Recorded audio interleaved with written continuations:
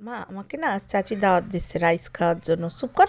Rice খায়, rice তো প্রতিদিনই খাইস। আরে মা, ওই রাইস না, ফ্রাইড রাইস খাবে ও। তাই আমাকে একটু নিয়ে যাস তো, আমি দেখবানি তোর চাচি কিভাবে ফ্রাইড রাইস রান্না করে। তো আমিও চলে আসলাম আমার যার বাসায়। আমি এসে বলছি আমিও আসছি।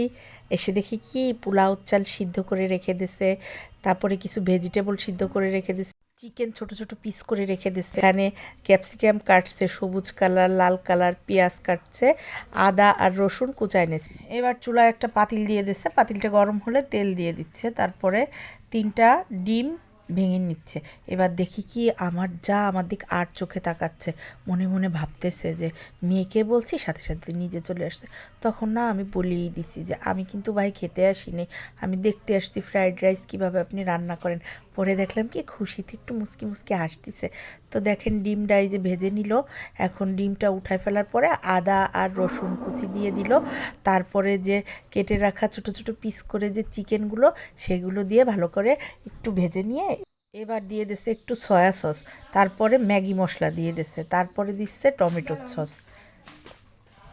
তো তারপরে এগুলো সব কিছু দিয়ে মাংসটা ভালোভাবে একটু ভেজে নিছে, অল্প করে হালকা করে ভেজে নিছে। নেওয়ার পরে একটু মরিচের গুঁড়া দিয়ে দিছে, আর দিয়ে দিছে হালকা একটু লবণ। এরপরে যে ভেজিটেবলগুলো সিদ্ধ করে রাখছিল সেগুলো দিয়ে দিছে। ভেজিটেবল কী কী ছিল? মটরশুঁটি ছিল, বরবটি ছিল, তারপরে গাজর ছিল। এবার দিয়ে দিচ্ছে যে ক্যাপসিকামগুলো কেটে রাখা ছিল সেই ক্যাপসিকাম, পেঁয়াজ এগুলোও দিয়ে দিচ্ছে। দিয়ে ভালো করে সবগুলো মিক্সড করে নাড়াচাড়া দিয়ে এবার হচ্ছে যে ডিম ভেজে রাখছিল সেই ডিমও দিয়ে দিছে। সব কিছু দিয়ে তারপরে মিক্সড করতেছে। মিক্সড করার পরে হালকা একটু তেল দিয়ে দিছে।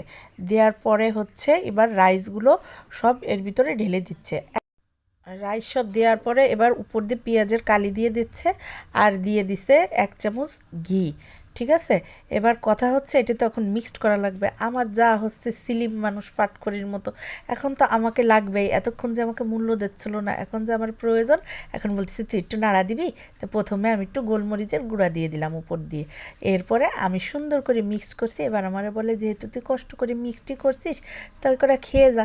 পরে আমিও তো, আমারও তো দেখে খাইতে ইচ্ছে করতেছে, মনে তো হচ্ছে খুব মজা হয়েছে। তাই আমি বলছি ঠিক আছে দেন একটু, যেহেতু স্বাদ দিছেন। তারপরে খেয়ে দেখলাম যে অনেক মজা হয়েছে। আপনারাও ঠিক এইভাবে রান্না করে খেয়ে দেখবেন। আল্লাহ হাফেজ।